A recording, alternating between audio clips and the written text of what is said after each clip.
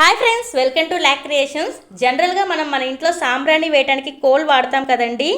మనకి సిటీస్లో కోల్ దొరకడం చాలా కష్టంగా ఉంటుంది. అలాంటి వాళ్ళకి ఇప్పుడు నేను చూపించేది చాలా బాగా యూజ్ అవుద్ది.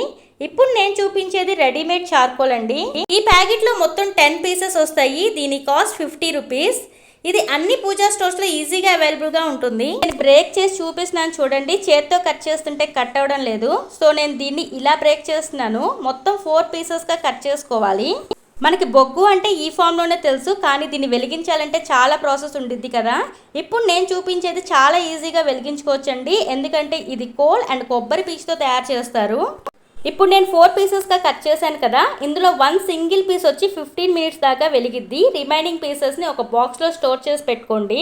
తర్వాత మన ఇంట్లో ఏదైనా సాంబ్రాణి స్టాండ్ కానీ లేదంటే ఇలా మూకుడు తీసుకోండి.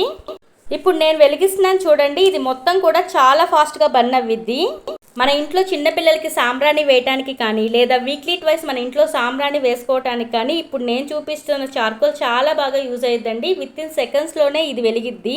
మీరు అబ్జర్వ్ చేస్తుంటే ఇది బర్న్ అవుతుంది. మొత్తం బర్న్ అయిన తర్వాత దీని మీద సాంబ్రాణి పౌడర్ వేయాలి. సాంబ్రాణి వేసిన తర్వాత దీని పొగ చూడండి ఎలా వస్తుందో, అలాగే స్మెల్ కూడా చాలా బాగా వస్తుంది. మనకి సాంబ్రాణి అంటే మార్కెట్లో ఈ ఫామ్లోనే అవైలబుల్గా ఉంటాయి. మనం ఇవే తీసుకొచ్చి యూజ్ చేసుకుంటాము.